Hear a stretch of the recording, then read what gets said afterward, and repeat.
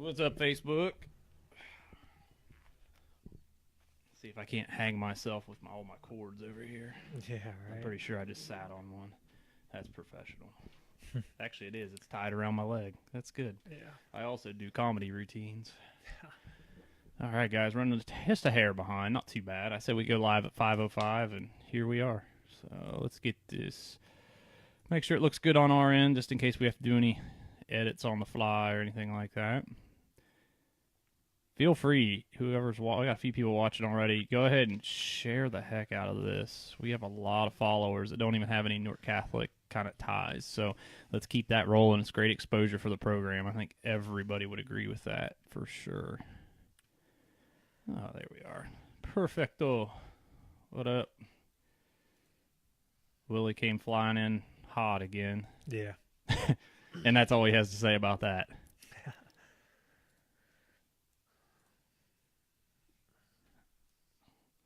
Watch your ears. No, that's always fun. I know. It's gonna be. There's a better way to do it. It's just more expensive. That's always the case. That's always. Thank you, Mark Fitzpatrick. Said great coverage Friday night. We do the best we can. Really, it's just good pictures. The coverage is. Yeah, I usually pay somebody else for these pictures. I just Yeah, you stuff. just rented a camera and you just act the part. Like it? Yeah. Yeah. That's some firepower for some people we may know. All right, let's get this kicking.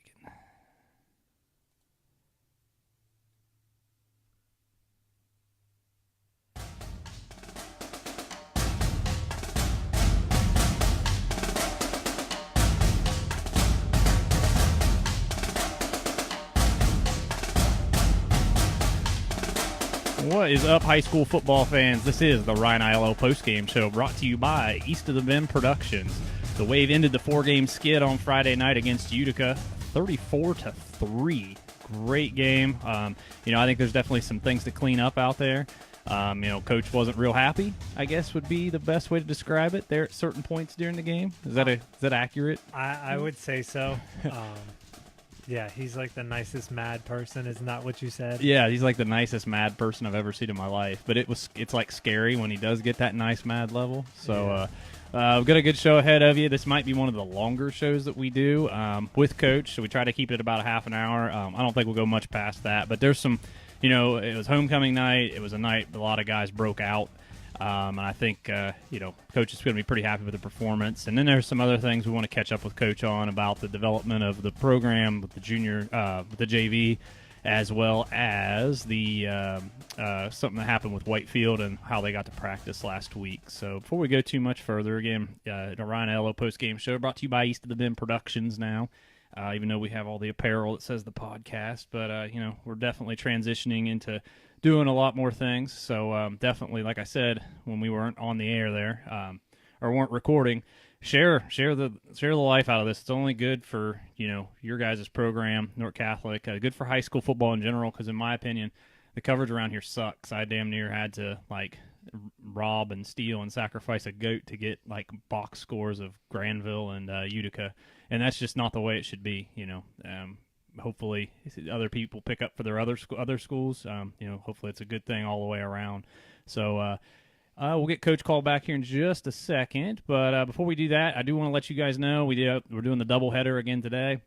6 o'clock East of the Bend podcast. We're going to have Andy Bitter on he writes for Virginia Tech. He's been a beat writer for them for years. He also works for The Athletic, so it's a pretty big show for us. We'd love the support. Tell your friends, tell whoever. Check us out. Should be a fun show. We got a lot of stuff lined up. Virginia Tech kind of bounced back yesterday. Nice blowout win over Duke, and now set the stage for Notre Dame and Virginia Tech down at Lane Stadium night game. One of the best, really, atmospheres in college football. Night game at Lane Stadium. So I think Buckeye fans, Willie, you're one of them, can definitely attest to that. That you guys went down there and blew out Virginia Tech, but the atmosphere is definitely incredible. Night game in Lane. Yeah, definitely. So with that said, let's get Coach called back here. So we're running a little bit behind because Willie had to be there for his daughters or something. So, yeah. That sort of thing. Hey, Allison. Let's see here.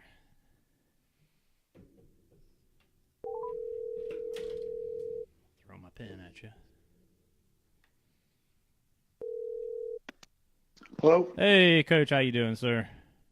Good. How are you guys? Oh, we're doing well. Willie made it. So Nice. he said before you got here, Will, he said there's no excuses for this. So I Yeah. told him to send you out and do some gassers. Yeah. How you doing, Will? I'm good. How are you, Coach? Good. Good. So, Coach, 34-3 win. Mm-hmm. Probably we'd have to say I really didn't know how to act. We won't get too much into the game right this second, but I will say I really didn't know how to act in the fourth quarter when the game was not in doubt. Did you feel kind of nice about not having your heart in your throat there toward the end of the game? Was that kind of nice? Yeah, it was. No, it was overall it was a good team win. Had a lot of things went very well from a special team standpoint, offense and defensive standpoint. So good team win overall.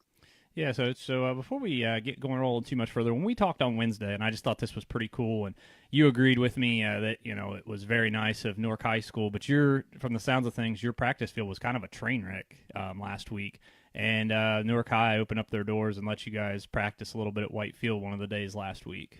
Yeah, definitely. It was a huge help to us, because we received that rain really from last Friday all the way through Tuesday, I believe. Newark High School, they were great about allowing us, due to an early release that we had on Wednesday, get out, on White Field and get a little 2-hour practice in. So definitely very much appreciated from that standpoint, because our field was just it was soaking wet. We were on ice skates out there, on Monday and Tuesday. So it was great to get a good fresh look. Yeah, definitely. And anytime like that, you said one of the days you didn't even make it out, right, because of the field. Yeah, Monday. Excuse me, I did say Monday and Tuesday. Yeah, Tuesday we went out. Monday we actually just stayed in, did a walkthrough because it was just too much water on the field. Yeah. We would have torn our field up for the remainder part of the season. Yeah, definitely. So very cool of Newark High. Thank you for that from us as Definitely. well as Coach and all of Newark Catholic, because that just helps their preparation. And you know how these coaches are. He's going to get real fidgety with everybody if he gets off schedule. So we talked earlier this summer. The very first time we had you on, we spoke about the importance of youth development in your program, and how important that is to kind of mold guys all the way up through. And one of the things you focused on in the first show we did, it seems like a long time ago now, which is kind of a good thing with the relationship we've developed with you. But yes. How's your the JV, and you said you wanted to try to get a couple freshman games in? Was that possible this year? We did. We did. We were able to get a couple in there. Unfortunately, due to injuries and just how our roster has evolved, we had to cancel the remaining part of our freshman season just because we didn't have enough guys. So a big part and a big focus of ours moving forward is we want to keep everybody involved as much as we possibly can. Obviously, the goal is to win every single game, regardless of the level, right? And that starts from obviously the varsity level to JV, all the way down to our junior high teams and elementary teams. We want to be competitive and successful in each one of those games, but we also want to make sure we're getting those kids some playing time as well. So although we did have to cancel, those freshman games, we still made sure that we're getting all those kids playing time, because I just think that's important for their development, gaining that experience at level, getting that competitive edge in them, so that as they continue to mature and develop throughout the program, once we get them at the varsity level, we'll be able to get more quality reps. Yeah, Coach, I know the first time I met you, we talked about how important, if you just got one freshman only game in, you were going to be pretty stoked. So getting two in, you got to be really happy with that. Oh, definitely. And I'm pleased. We haven't had quite the result that we've wanted. The end result in some of the games that we've played at the JV level as well. But very happy just that we're able to get these kids in. We're getting them experience. That's a big focus of ours. We just want to get those kids experience. And as a result of a lot of these JV games, we're getting some other guys, due to injuries, some quality reps at the varsity level as well. We use that as a huge form of evaluation. We really try to find some guys that are standing out, in those junior varsity games, and giving those kids the opportunity and honoring what they've done in those varsity games, whether it be special teams, offense, or defense. So do you guys have like a play count for them, or do you just kind of play it by ear? We do. We play it by ear. There's not, hey, everybody gets 20 reps or whatever it may be on offense or defense. I trust my JV staff and what they're doing. And, I just had a long talk with them and just, hey, make sure we get everybody in on both sides of the ball, special teams, as much as we possibly can. I don't care if it's freshmen. I want those young men to get the opportunity to play. I do not want to keep them on the sideline because it's going to benefit us moving forward with that experience. So in other words, you don't have Licking Heights problems, right? Yeah, right. We talked before you got here, Will, about how we all 9 teams that Licking Heights fields for the youth. Yeah, my daughters cheer for Licking Heights, 5th grade and 3rd grade, and I don't even know how many teams they have. It just there's always another team. Yeah. No. Hey, I wish we had some of those numbers issues, again across the board, because we'd love to get more teams out there ourselves, and that is a big focus of ours. How do we get more people involved, not only just from a football standpoint, but just overall Newark Catholic standpoint. Get them involved with the education and whether it be male and or female related extracurricular activities. Yeah. So, Coach, on to the game. I know we've always been talking about throughout this season with you, and it's always kind of, hey, we got to get off to a fast start. Can't let them get out on top of us. So this game, first play of the game, you guys got off to a real fast start.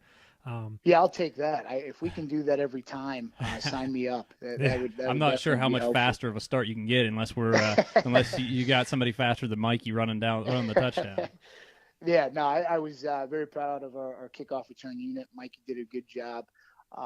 Taking that thing down the field, executing, all 11 guys executing their responsibilities.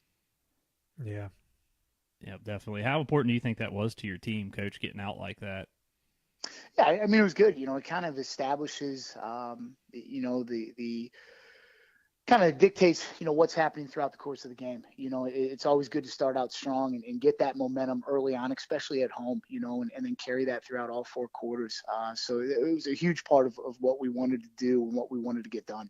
Yeah, and so Mikey takes back the opening kickoff, and then Avery Stutz blocks a punt, and Drew Hess gets another block.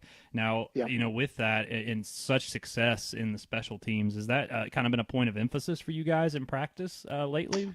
Oh, definitely. And it always has been, a point of emphasis. We do spend a lot of time schematically working that stuff out, as coaches, and making sure we dedicate a lot of time to it throughout practice, and making sure we get good quality reps with that stuff, and kids understanding where they need to be, what they need to be, what they need to be doing as far as a responsibility standpoint.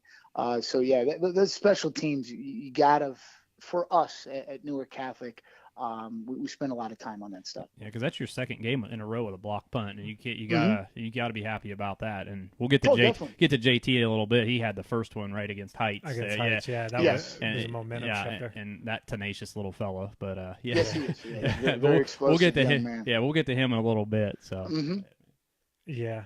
So Utica was driving in the second quarter. And then they ended up turning the ball over. You guys got the ball, and then you come out and you run a pass play, and Lucas throws an interception. After looking at the tape, do you think that was, or what was Lucas's intention with that pass? Yeah, what we wanted to do was we were looking at the safety. We thought based on the switch combination that we were running, based on how the safety was last time, hey, Lucas, we need to read this safety. If he pushes over the top, we need to check down.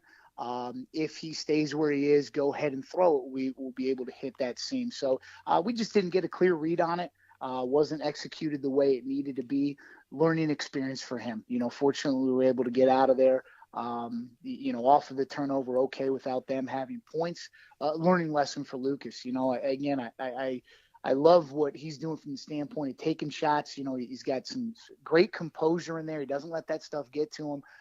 Very proud of him from that standpoint. But we got to make some better reads there. Do you think, because quarterback is a very hard position to play, reading the defense and everything like that. Do you think more reps and everything like that, Lucas isn't going to make another play like that? He's going to be able to read that defense and see what you're seeing?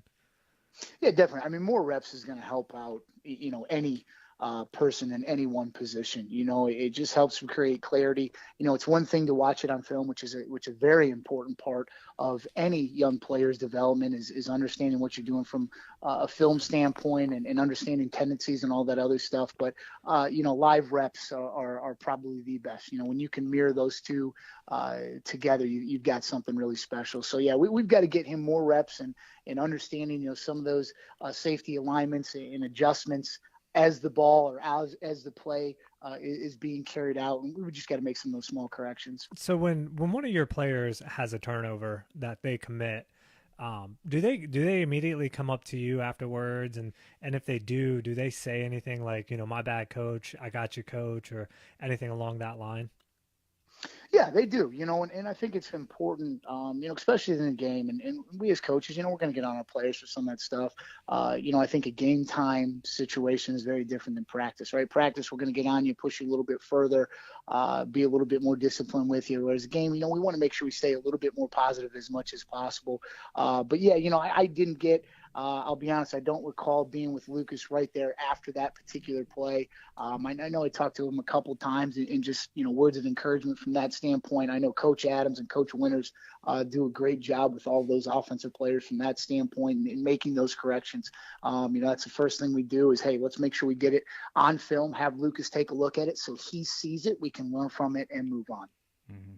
Now, Coach Mac Marston, he was every bit as big as we thought he was. We covered, as you know, we covered both sidelines Friday night, and man, when we were next to him, that was a big boy, and he looked like a football player. Yeah, that was the first. He's a very good player. Yeah. He's just got some natural ability in the way he moves and the way he catches. It's very impressive. Yeah, he looks like the high school version of Gronkowski. Yeah, definitely. Right. Definitely. Yes, probably their most athletic player. And, for the most part, you guys kept him in check outside of the impact he had on the interception. Was keeping him in check an emphasis for you guys coming into the game? Oh, very much so. We had a lot of respect for schematically how Utica was using him and for his his ability as well. So that we wanted to know where number 21 was at all times. Yeah, Greg and I, we watched a little bit of film on Utica coming into this game, and then watching the game, and I know you guys always watch film on the teams you're about to play. They seem to move the ball pretty well, at least better than what I've seen on tape. Now, granted, I don't get to watch everything that they do, but they seem to move the ball pretty well on their first two drives, and then you guys kind of came out and just put that to bed. What adjustments did you guys need to make on defense?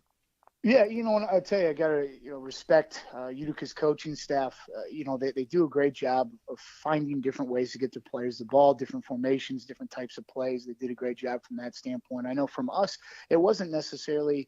We tweaked some things coverage wise. A little bit in our alignment, our defensive alignment, but the biggest thing was tackling. We had a lot of missed tackles on those first two drives, which is just unacceptable.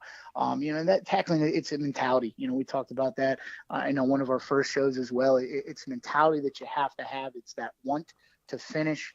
And having that relentless pursuit, because we had a lot of guys there on some plays. And again, they've got some talented young men that broke through those tackles, but we've got to finish in those situations. So a huge result of that was missed tackles on our end.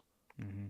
Now, despite that big lead, and you kind of touched on some points here, so we may run over the same thing. But you had a big lead. It's, for the most part, I didn't feel the first half was in any doubt of who the better team was. But it was, let's just say, it was pretty clear you were unhappy with that first half. That might be putting it a little light. Yeah, I think I came at halftime to come up into the locker room when I got to the door, and he made wise choices. He made good life. I was like, I'm not making a noise to disrupt the coach right now and get yelled at. Yeah. What specifically stands out to you that you needed to address, and are you happy with the outcome of what you addressed in the second half? I was, big part of the frustration from a coaching standpoint. We had a lot of penalties that first half, which is unacceptable. A lot of missed tackles, as I discussed, unacceptable. Those things can't happen. If you want to be a successful football program, those are fundamental things. Those are things that are within our control. The holding penalties and alignment things, that is all mental. And that will not be accepted here at Newark Catholic and in any program, right? Any coach can say the same thing. So really wanted to take a strong stand on that. Our execution overall offensively kind of tapered off there, later in that second quarter. Besides the counter play, they had done a great job in shutting us out. But one-on-one battles, we were not winning. And again, unacceptable. That can't happen.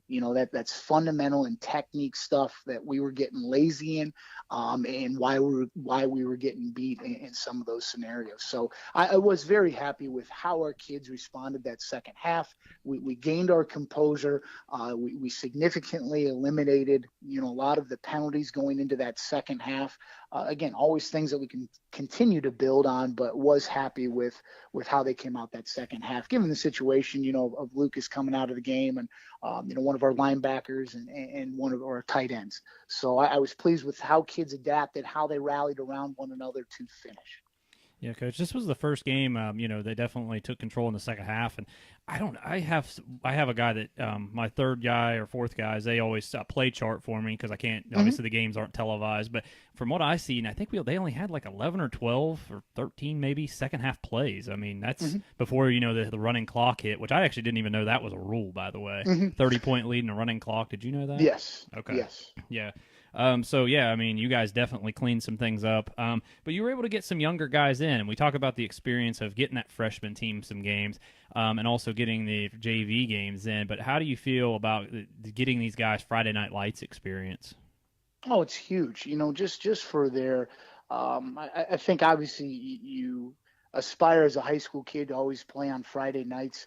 So it's great just to take in that atmosphere and to be under those lights. It's always a special feeling. I think all three of us can remember those days when we were out there, and being a younger kid to get that experience is great, just for their mental preparation moving forward and setting higher expectations for themselves. It's a great opportunity for them. And I was pleased with the young kids that were able to get out there on Friday night. It was a great opportunity. I was very proud on how they handled themselves.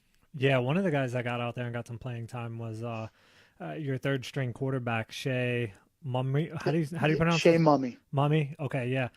So was that decision more based off of Lucas's hand, or was it just something, the score is, big enough, so we're just going to go ahead and throw him out there and let him get some reps? At that point in time, we weren't exactly sure what was wrong with Lucas's hand.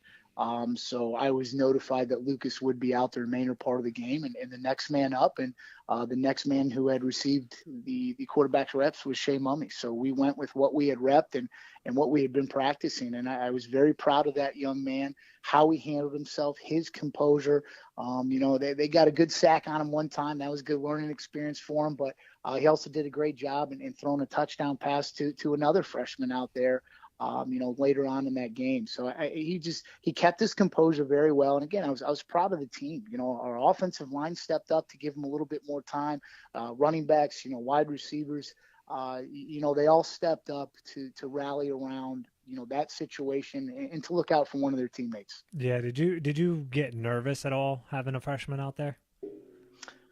Not really. I tell you, Shea Mummy's a very intelligent young man. As a freshman, he really understands the game of football, and that's not true for everybody that plays the game of football. But he's got some intuition there that you can't coach. So I knew he was going to make decisions. I think it's you never quite know for sure, how a young kid is going to handle that until he gets that experience. But I was very confident in his ability. He's going to be a fun player for us as he continues to get older and stronger, and mature himself and get to understand our scheme even better. Yeah, he's got a really nice throwing motion. He does. I got a picture of him throwing the ball, and right after he let go of it, he quit looking at his receiver and looking at the ball. So you might want to talk to him about that. Like, hey, look at. No, I'm just joking, Coach. We are excited though. We really hope you keep us around for, if nothing else, that reason. I want to see his development. Yeah, honestly. Yes, I think he's going to be a lot of fun moving forward. I know him, Matt and Lucas, all those guys have got a good relationship and push one another, work with one another. So it is going to be fun to watch him grow. Absolutely. Now, we talked to Mikey Canning after the game and did a short Mm-hmm. interview with him, and he talked about how this is the kind of game that gave him confidence. That was Mm-hmm. something that really sticks out to me.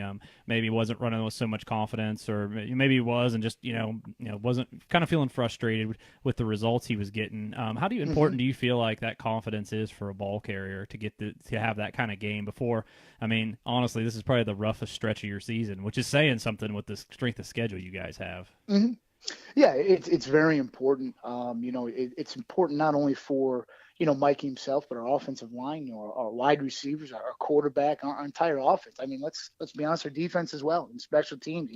Us being able to run the football is going to be a huge part. We're a great defense when we're not out there on the field, right? So we want to maintain possession as best as possible. We want to control the ball. All good teams have got a good front on both sides. So for him to get that momentum and to establish some confidence in the run game is a huge part of what we want to do moving forward. And I'm glad he had it. I think Glad we had it. Yeah, definitely. I think the best answer was when I asked him what he saw on the kick return. He's like, well, I really didn't even think I'd get the ball. So I was like, well, hey, when you go up to the plate and you try to hit a home run, you usually don't hit them. But when you're not expecting it, there you go. Yep. So Yeah. Yeah, one of the other guys we talked to is one of my favorite players on the team, JT Brown. He's got the motor, the emotion, and on defense, he's kind of a disruptor. How do you guys utilize him? We in the start of the season, his position has evolved. We as coaches, we're constantly evaluating these guys, each and every player, each and every position. What is the best way to maximize each and every one of their strengths? And Julian, we actually started him out as kind of an outside linebacker, nickel position for us, and did a good job. He was hurt there for a week or two earlier on in the season, so we weren't able to get him quite the reps that he needed, that we were hoping to get him, as we were in fall camp. So we decided it would be best to move him back down, with the explosiveness that he has, the quickness that he has. We thought we might be able to utilize him on the defensive line. And I know he did a little bit last year as well. So I wanted to give him another opportunity. We just felt it might be an easier transition when he came back from injury to pick up right away, as opposed to kind of relearning that position. Yeah, so moved him down to the defensive line, and it was that explosiveness, that quickness that he has, that physicality that he brings, the energy that he brings, did a great job. Yeah, we spoke with his dad after the game, and his dad was telling us, he's a Greco-Roman wrestler. As a younger kid, he's a great wrestler. I had fun watching him last year when I first took over. Yeah, it was fun to watch him wrestle. Yeah, he's someone special. He's just one of those kids. It's where you almost wish he was about another 4 inches taller and 50 pounds heavier. No, he'd be. Yeah, I can't imagine that. You mean I'd have to patch? I'd have to patch through the Coach Kelly call to you then. So. Right. Yeah. But I'd say he's a great young man. I'm just puts his heart out there. As do a lot of these guys. But very proud of how he played. He's probably the definition for me of when you talk about this actually just hit me, but when you talk about it takes tackling and defense as a mentality. I'd say he definitely has it. And he does. When we interviewed him, did you feel that quiet, just confidence when he talked to us? Yeah, I've seen him in the locker room get fired up and everything like that. But then when we talked to him, he was just very composed and very much. You could just see it on his face, like, yeah, I'm that good. Yeah, and I was like, how do you get through that? I mean, you're on the defensive line at your size. And he's like, yeah, it's just speed. Just get through there. Yeah, he's like, yeah, it's like everybody just does it. Yeah, I just flipped a switch. It's fine. Yeah. Right. So Coach, we have a lot of fun with Julian. Oh, I can imagine. Throughout the course of the week, he's a great player. I think he's probably one of the guys that raises the level of energy in the room too. Yeah. Yes, he is. He's just got a great passion for the game. Does very well in school. He's just a great young man, and he's a joy to be around. So, as with any level of football, one position that doesn't get too much love or talked about too much is the offensive line. But I wanted to bring them up because they did have a really nice performance with Mikey running the ball and for the most part protecting your quarterback. Overall, how do you feel about their performance to this point in the season? And I know you touched on it a little bit, but how important do you feel that their confidence is after Mikey had such a big game? Yeah, it is improving. It's definitely improving. I tell you, those guys did a great job running. Counter was a big play for us this past Friday. Kids did a great job of executing that and rallying around that. We're still not where we need to be, in my opinion, and those kids know that. We've got to continue to work, continue to harp fundamentals, technique. It's a place where I place a lot of emphasis. Our coaches place a lot of emphasis because it's just so important. And we're improving in areas, but we're not as consistent as what we need to be in order to sustain success. And we just got to keep working. Yeah. So on to next week, you guys are taking on Johnstown. They're 5-1 right now. They've had some big wins. They're coming off a win over Northridge, pretty big win at that. And you guys are going to their house to play against them.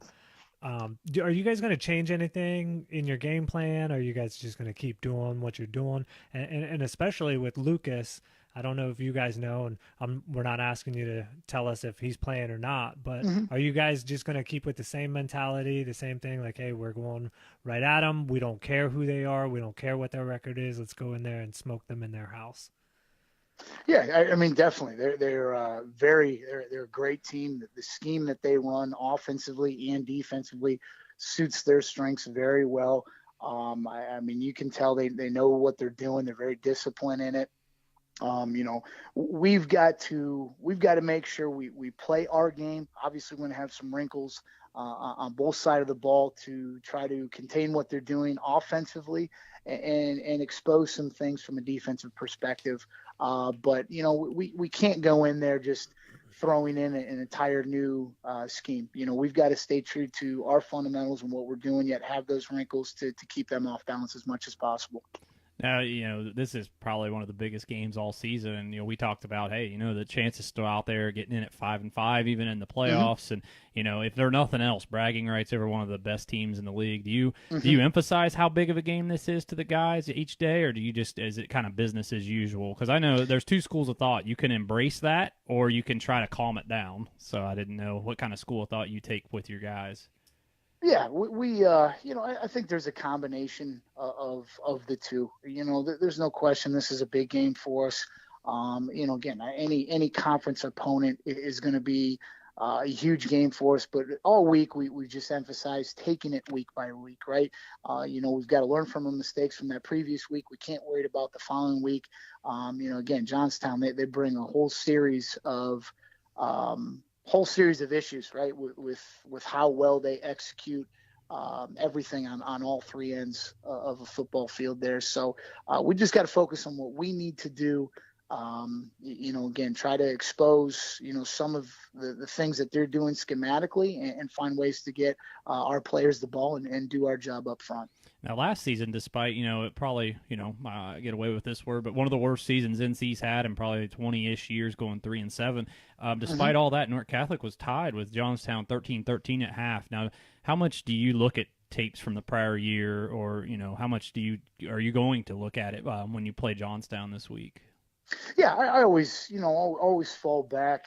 I always have, to games that last season, just to see what was going, kind of compare some of the personnel stuff of what may be going on, something schematic, just to do kind of a quick refresh on what had been done. Obviously me being a new coach, want to see, how Newark Catholic, approached that game last year and what that thought process was. So it definitely review it, but always want to stay true to what we are doing right now as well. Mm-hmm. After the game, I caught kind of the tail end of your speech to the team after the game, and you described them as very physical. It seemed like you were really challenging these guys, and I don't really know much about Johnstown, but they have the same coach. I think it's Mike Carter's his name. He's been there since the day. I mean, he was there way when I was in high school, back in my day. But described them as very physical, and if that's the case, they like to run the ball and get after you.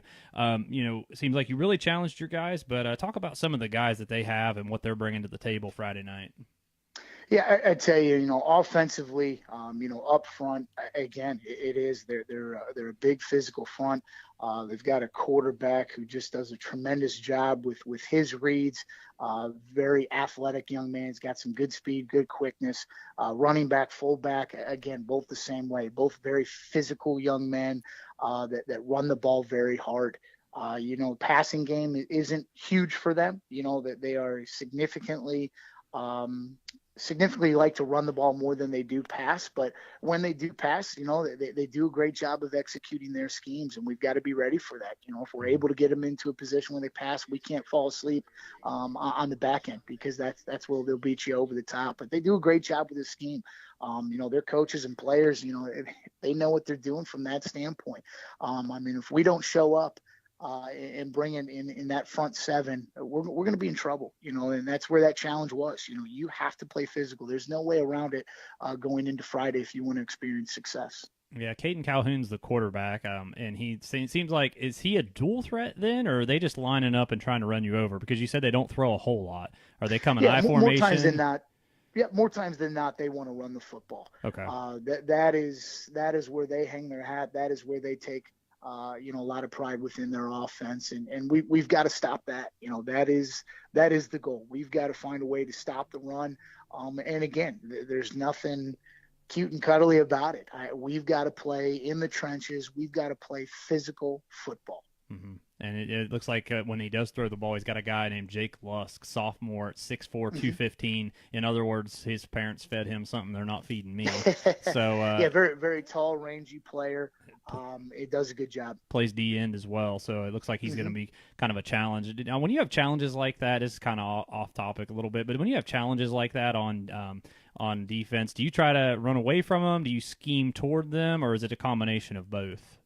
Yeah, it's a combination. It's how do we, align our strengths, to expose and or counter, what they're doing. So it's kind of a blend of both. Mm-hmm. Well, Coach, we appreciate your time as always, and of course, I'll be giving you a call on Wednesday if you're still good with that. And we're looking forward to a great week. And I guarantee you, practice is going to have a lot of energy this week. I have a feeling. Yes, it will. Yes, it will. It's going to be a very physical practice week for us. So it'll be a lot of fun. Any other injury updates before we let you go? Anybody else maybe coming back this week? Yeah, no, we're hoping to get Tyler Clark back this week, which will be good. He did a great job in that Heights game up front on the offensive line, and as a defensive lineman. So hopefully we'll get him back. It's nice to get Trey Tigner back, who's a senior for us. Any senior coming back and getting back involved is always huge. Always value their leadership and what they bring. So he was able to get out there a little bit. So we're excited to get some of these guys back in the lineup.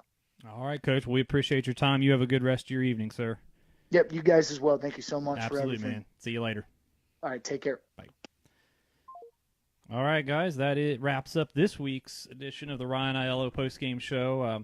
What else is there to say about Friday night? They got after him. Clearly it wasn't what Coach was looking for. They were definitely the better team. By far. It wasn't even close. It was not even close. Yeah. And one of the things I heard on the sideline towards the end of the game, I heard a couple of the players talking, and some of them were excited, and one of the senior captains, he looked at him and he was like, "We're better than 34 points." Yeah, it was because there wasn't as much energy as we anticipated on the sideline, and we did hear that. It's like, yeah, we're better than 34-3. Yeah, so. At some point I just wonder if they got up and they were just kind of put it on cruise control, just kind of like, yeah, we're going to win this game. Oh, and hell, half of it might have been just, oh my gosh, we're ahead. Yeah, we're ahead. Yeah. But real quick, let's see. We are going to be, we'll be there obviously Friday night. Michael Smith checking in with us here. What's up, man? So we'll be there Friday night, full on coverage. He's asking Mark Fitzpatrick. See, that's why I can't look at Facebook while I'm I can't multitask. I'm a mess. Actually, what I was getting to is on Friday night, Coach Charlie Rowley of Utica, he allowed us to cover both sides, which was really cool for us. So if you've seen us trailing off to the other side and you didn't hear us talking about why we're not cheating on Newark Catholic, we weren't. It was just a great opportunity as being a part of credentialed media to cover both sides. I mean, that's how the big timers do it. And Charlie's a great guy. I wish him all the best of luck. I sent him a message on Saturday morning. He's got his hands full. Yeah. That's the best way to describe it. I think he knows it. I don't think he would disagree with me. Their fans were already kind of getting on him on the other side. I won't give too many details of that. There was one point. I don't care. I'll say it. Those fans over there, they have no clue what they're talking about. Their best player goes out and he gets a 15-yard unsportsmanlike contact. Coach pulls him, which he absolutely should have. Pulls him for a series, and the fans are yelling about that. Come on, guys! Seriously, you're idiots if you think high school football kid who makes an unsportsmanlike conduct because 5 yards out of bounds he throws the player down. Yeah, he needs to come out and think about what he did. Think about what he did and relax. Cool off a little bit. Yeah, there has to be consequences. Yeah, exactly. No matter how good the player is. It doesn't matter. And clearly what they were doing, I mean, they schemed everything toward Mac. I mean, it was kind of a dare I say, a little league football scheme as far as like, hey, this is our biggest, fastest, strongest, whatever player. We're just going to try to find a way to get him involved. So, long story short, though, good luck to Charlie. I told him I hope that he turns it around over there, and I would love to see an Aiello rally battle for the LCL here in 2-3 years would be phenomenal. So next 2-3 years next year. What's that? Next year. Heck yeah, man. I'd love that. Utica, Newark Catholic for the LCL next year. That would be phenomenal, especially with this. I mean, talk about the battle of the nicest coaches ever, unless things happen. Which Coach Aiello. Yeah, I made life decisions at that point. You made very good life decisions at halftime by not going to the locker room. So, we'll be there Friday night. We should be able to get some good footage. The players are going to hate it. Fans are going to hate it. We talked about this just a little bit ago. Me and Will did, but Johnstown Stadium is set up really crappy for opposing fans and the players. If you've never been there before, most of you guys probably have, but the stadium, it's a pretty big stadium. It sits in a bowl. Both locker rooms are in like next to the concession stand of the press box, and the team's going to have to walk down the steps through the fans around the stadium and to the visitors' side. So if nothing else, it's going to be good for some good video. So I hope you guys are really enjoying the content. We'll get some, of course, more locker room content. We don't get pregame speeches. We get them, but we are very judicial about how we're going to use them. I take them. I take the video on my phone or on my camera, and more than anything, I'm just looking for that little sound bite, something great. But outside of that, sorry, guys. Yeah. They all says not this year. The locker room burnt down. Oh, how about that? Oh, yeah, that's right, because I play in a men's basketball league there in the winter, and it got hit by lightning, I think, or something along that. I remember driving in for a game. And, thanks, Michael. Appreciate that. Yeah, and there was a big fire. Fire trucks and everything were there. Well, and I'm also referencing from like 14 years ago, too. Yeah, so. I don't know. I'll talk to I'll figure it out, because the guy who sits beside me at work, he lives like right down the street from me. In any event, we'll still get you, so even if they have to walk 4 feet, I'm going to get you the coverage of the team prayer and team walking out. And we're getting great feedback on that stuff, and we got a highlight reel. It's something, as long as Newark Catholic and Coach Aiello keep us around for next year, we'll try to do them a little more frequently this year. It's probably much going to be just one big highlight reel we'll finish up at the end of the year. If you guys have any suggestions, segments you've seen on NBC, ESPN, CBS, or something you want us to try, let us know. Yes, please. Yeah, we're all for it. Especially, I've heard there's a big game in about 2 weeks. Not to look too far ahead. Yeah. For Licking Valley. When I was in school, it was the biggest rival. Talked to some fans. It's the biggest rival in Newark Catholic. I've also talked to a few people that tell me that there's about 5,000 fans planning on pouring into Whitefield. We're doing all of our big stuff. Anything we've got left in the tank, we're digging to the back of the playbook with our coverage, and we're going to get you some good stuff that night. And also Coach Aiello's 60-second drive, which has been a hit. Even Allison Hayes liked the last one, which was pretty awesome. But we almost got run over doing it, so I don't know if she liked it for that reason. She might have. That might have been it. She's like, oh, thank God he got run over. I'm just going to say this because I think it was Grant who hit me. Yeah. come on, man, you need to hit harder. Like, I feel like you just, grazed right off me. Yeah. What's up, dude? Yeah, like, Oh, this what's is that? a challenge now. You're going to get broke. Yeah. You are going to get... Yeah, probably. I mean, I'm one step away from geriatric. Well, if you stop, I'm concerned. If I stop, I'm gonna die. Yeah. That's my quote. I'm going to buy you a T-shirt. Yeah. So we will be at the stadium, barring me running into traffic and my staff holding me over, which shouldn't be this week. I overstaff for a reason. I'm going to try to get out of there at like 4:15, 4:30. Will be there at 4:15 or 4:30 in the morning, probably, hanging off a goalpost, taking a picture or something. Something. But yeah, we'll start our pregame coverage with my pregame report around 5:15, 5:30. 60-second drive with Coach Aiello. Submit some questions. I'm still a little short. In total, we'll get about 30 questions in before the end of the year. It's a good way to, kind of get you guys to know Coach. He's a first-year coach. He's not part of the NC family per se. He is now, obviously, but he's outside of the program. So it's a good way for parents, fans alike to get to know Coach, and it's a fun segment. I love it. Yeah, hey, if you're watching us on Facebook, you can message us on Facebook here at East of the Bend. If you have questions, I know it's a quick turnaround from Friday night to Sunday, but if you have questions like, hey, whatever, why'd you do this? What's the thinking on this? Don't hesitate. Submit them to us. We can't promise that we're going to use them, right? But we will definitely read them, and we'll do our best. Yeah, we're just trying to provide you guys the best coverage that we can, and also have some fun in the meantime. So share the show, let your friends know if you like it. Stick around, 6 o'clock, quick turnaround for us. We're going to have Andy Bitter from The Athletic, beat writer for Virginia Tech on. Follow the show at East of the Bend on Facebook, at East of the Bend on Twitter. This will be up on YouTube, the video, if you like that format better, and also on iTunes, SoundCloud. Any podcast app has all the shows, Ryan Aiello Postgame Show, as well as the East of the Bend podcast. So till next week, go Wave.